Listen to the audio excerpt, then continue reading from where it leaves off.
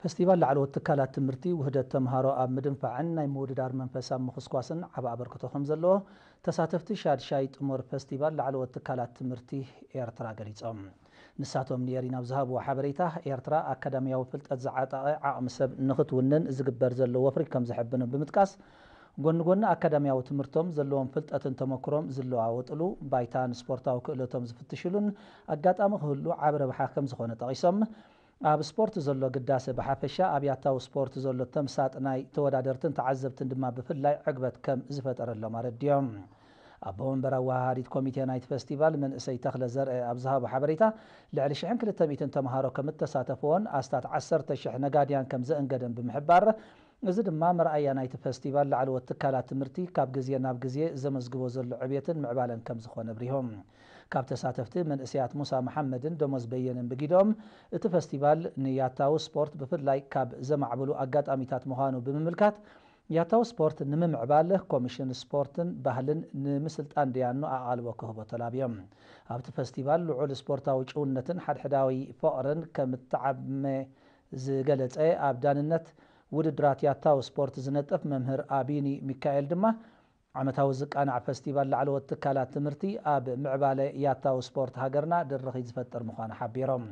تمر فستيفال لعلو التكالات تمرت هاجرنا نقحات صنع سرت نوحس عبيت أب تحت زبل تيما ياتاون زمناون سبورتا ودرات سنة أباباو مستندوتات سئلاو مرئيت تمرتاون فلت التكاسن ودرات سميناراتن كالوت مهارتن الزنقعتن مدباتن حاقفو كاب 26 كساب 29 مقابيت اب كوليج سنفلت الناس مراه كم التقانعي زبلت يوم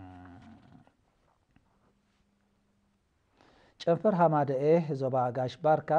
ኣብ ንኡሳን ዞባታትን ምምሕዳራት ከባብን ናይ ዘለዋ ኣባላቱ ዓቕምን ብቕዓትን ክብ ንምባል ብዝወጠኖ መደብ መሰረት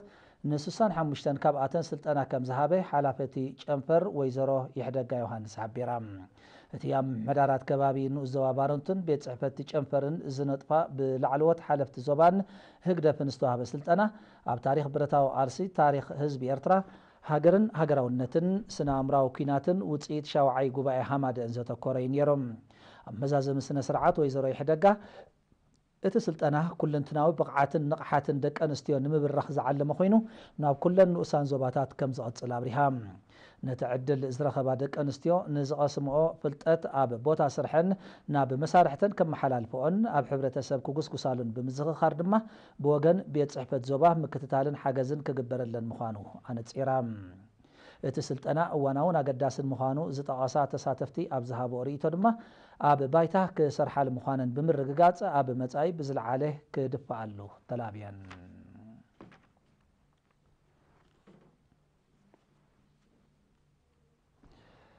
ገበናትን በደላትን ዝንኪ ኣብ ሕጊ ዘሎ ኣፍልጦ ምዝዓቢ ከም ዝኾነ ኣብ ንኡስ ዞባታት ተሰነይ ሃይኮታን ኣፍዓበትን ኣብ ዝተኻየደ ርክባት ህዝብን ፖሊስን ተገሊጾም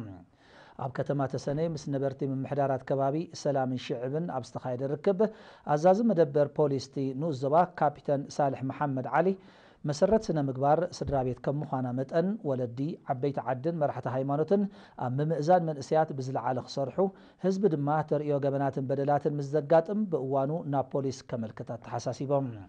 ኣብ 2014 ናብቲ ንኡስ ዞባ ናይ ዘጋጠመ ገበናት በደላትን ሓደጋታት ተሽከርከርትን ፀብፃብ ድሕሪ ምቕራብ ድማ እቶም ቀንዲ ጠንቀታት ሓደጋታት ተሽከርከርቲ ክቱር ናህሪ መገድኻ ዘይመሓዝ ርሕቀት ዘይምሕላው ብዘይ መምርሒ ፍቓድ ምምራሕን ሸለልትነትን ብምዃኖም መራሕቲ መኻይን ጥንቃቐ ከዘውትሩን ብሓላፍነት ክጓዓዙን ተሓሳሲቦም ኣዛዚ መደበር ፖሊስ ሃይኮታ ካፒተን ኪዳነ ሃይለ ንተምሃሮ ኣብ ዝሃቦ ኣስተምህሮ ድማ ወርቃውያን ሕግታት ቤት ትምህርቲ ኣኽቢሮም ምስ ዝጓዓዙ ኣብ ኩሉ ንጥፈታቶምን መጻኢኦምን ዕዉታትን ኣብነታውያንን ከም ዝኾኑ ብምሕባር ንባዕሎም ሕጊ ከኽብሩ ዘይንብሩ ተርእዮታት ኣብ ዘጋጥመሉ እዋን ድማ ምስ ፖሊስ ብምትሕብባር ንምግቱ እጃሞም ከበርክቱ መኺሮም ኣብ ከተማ ፍዓበት እንተምሃሮ ማእከላይን ካልኣይን ደረጃ ኣብ ዝተዋሃበ ኣስተምህሮ ድማ ኣዛዚ መደበር ፖሊስ ተለንተ ኣመናይ ዘውዲ ኣብ ኩሉ ከባቢታት ንኡስ ዞባ ሳላ ዝተኻየደ ጎስጓስ ገበናት እናነከየ ይመጽእ ከም ዘሎ ብምሕባር ንዝሓሸ ውፅኢት ብኽብርታት ህዝቢ ኤርትራ ክመላለሱ ኣዘኻኺሮም ተሳተፍቲ ብወገኖም ገበነኛታት ዘየዳግም ማውጻዕቲ ክወሃቦም ብስተጋነነ ክፍሊት ካብ ናብን ህዝቢ ዘመላልሳን ልዕሊ ዓቐን ዝጽዕናን ተሽከርከርቲ ምቁፅጻር ክግበረለን ዝብሉን ካልኦትን ርእይቶታት ብምቕራብ ምስ ፖሊስ ምትሕብባሮም ክዕዝዙ ምዃኖም ኣረጋጊጾም ኣብ እዋን ሓርነታዊ ቃልሲ ብጽሓፍን ተመራማር ታሪኽን ናቶ ኣለምሰገድ ተስፋይ ብመልክዕ መጽሓፍ ዝተደርሰት ዛንታ ወዲ ሓደራ ብምትሕብባር ባህላዊ ጉዳያት ህግደፍን ሚኒስትሪ ጥዕናን ብመልክዕ ፊልም ቀሪባ ቀዳማይ ክፋል ፊልም ናይዛ ብዛዕባ ኣብ እዋን መግዛእቲ ኢትዮጵያ ዝነበረ ደፋር ሽፍታ ሓርነታዊ ቃልሲ ህዝቢ ኤርትራ ግፍዕን ኣደራዕን ጸላእን ካልእን እተዘንቱ ዛንታ ወዲ ሓደራ ብ28 መጋቢት ኣብ ኣዳራሽ ሲኔማ ሮማ ተመሪቓ ካልኣይ ክፋል ድማ ኣብ ቀረባ መጽኣ ክዳሎ ምዃኑ ኣብቲ ኣጋጣሚ ተሓቢሮም ደራሲ ናይታ ዛንታ ኣቶ ኣለምሰገድ ተስፋይ ኣብ ዘስምዖ ቃል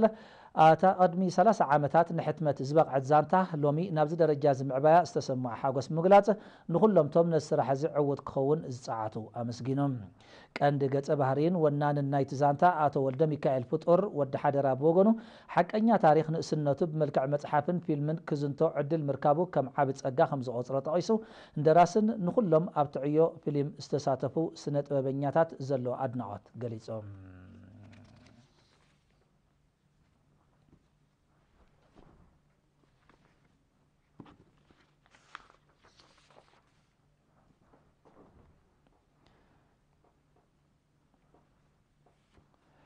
ባህላዊ ጉዳያት ህግደፍ ብዓውዲ ምእላይ ፊልምን ምቁፅጻር ስርዓተ ብርሃንን ንልዕሊ 5 ዋርሕ ዘሰልጠኖም 83 ስነ ጥበበኛታት መንእስያት ብ27 መጋቢት ኣብ ኣዳራሽ ሲኔማ ኣዝመራ ኣመሪቖም ኣብቲ ብምኽንያት ዓለማዊ መዓልቲ ቲያትር ዝተኻየደ ናይ ምምራቕ ስነ ስርዓት ስነ ጥበበኛ ሰሎሞን ፀሃየ ኣብ ዘስምዖ መኽፈቲ ቃል ቲያትር ወዲ ሰብ ካብ መዓልታዊ ዝትግብሮ ዝብገስ ዳይናሚካዊ መሳርሒ ምዃኑ ጠቒሱ ነቲ ካብ ግዜ መግዛእትን ሓርነታዊ ቃልስን ኣብ ምንቕቓሕ ሕብረተሰብ ልዑል ተራ ዝነበሮ ናይ መድረኽ ቲያትር ንምብርባር ኩሉ ስነ ጥበበኛ ብፍላይ ድማ ኣብቲ ዓውዲ ዝነጥፉ መድረኽ ምብሃሃል ፈጢሮም ክዛተዩ ፀዊዖም ኣብቲ ዕለት መልእኽቲ ዓለማዊ ቲያትር ክቐርብ እንከሎ ተመረቕቲ ኣብ ምትሕልላፍ ባህልን ምዕቃብ ክብርታትን ዓብ ተራ ከም ዘለዎም ተገንዚቦም ንዝቐሰምዎ ትምህርቲ ብግብሪ ክሰርሕሉ ሙያዊ ሓላፍነት ከም ዘሰክሞም መዘኻኸሪ ተዋሂቦም ዝተዋሃበ ስልጠና ኣገዳስን እዋናውን እዩ ዝበለ ወኪል ተመረቕቲ ብጊዱ ኣብ እዋን ስልጠና ሃብታም ሓበሬታ ኣፈ ታሪኽን ንዝሃቡ ከምኡውን ነቲ ስልጠና ንዝወደበ ባህላዊ ጉዳያት ህግደፍ ኣመስጊኖም በቲ ስልጠና ኣብ ውሽጦም ዝነበረ ዝምባለ ክጭብጡ ከም ዝኽኣሉ ዝገለጹ ካብ ተመረቕቲ ሑሴን መሐመድ ሓጎስን ራሄል ክብረኣብን ድማ ንዝተማሃርዎ ብዝያዳ ጻዕሪ ኣማዕቢሎም ኣብ ኩሉ ሃገራዊ መዳይ እጃሞም ከበርክቱ ምዃኖም ኣረጋጊጾም ኣብቲ ዕለት ስውእ ስነ ጥበበኛ ኢሳያስ ጸጋይ ኣብ ዓውዲ ስነ ጥበብ ናይ ዝገበሮ ኣበርክቶ ሓፂር ታሪክ ክቐርብ እንከሎ ብመልክዕ ድራማ ጋሻየ ነዚ ዓለምን ቅድሚ ኣስታት 200 ዓመታት ዝነበረ ዛንታ ዕሉል ሽፍታ ኣባደለም እትትረኽ ብተመረቕቲ ቀሪበን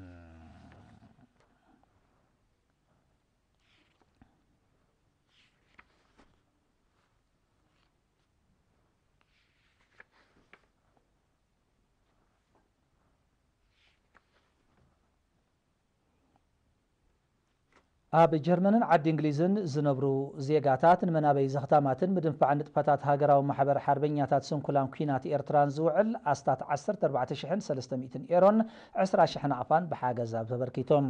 እቲ ወፈያ ሃማደ ጨንፈር ጀርመን ብምኽንያት መዓልቲ ስንኩላን ኣብ 18 ከተማታት ኣብ ዝተኻየደ ንጥፈታት ዝተረኽበ ኣስታት 14,300 ኤሮ ንሃገራዊ ማሕበር ሓርበኛታት ስንኩላን ኩናት ኤርትራ ዘበርከቶ ክኸውን እንከሎ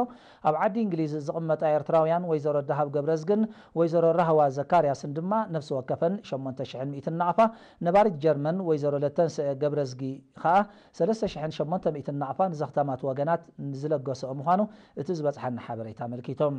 ሃማደ ጨንፈር ጀርመን ካብ 2009 ጀሚሩ ንሃገራዊ ማሕበር ሓርበኛታት ስንኩላን ኩናት ኤርትራ በብዓመቱ ሓገዝ ክገብር ከም ዝፀንሐን ሓገዙ ቀጻሊ ምዃኑን ናብ ኤሪና ኣብ ዝለኣኾ ሓበሬታ ገሊጾም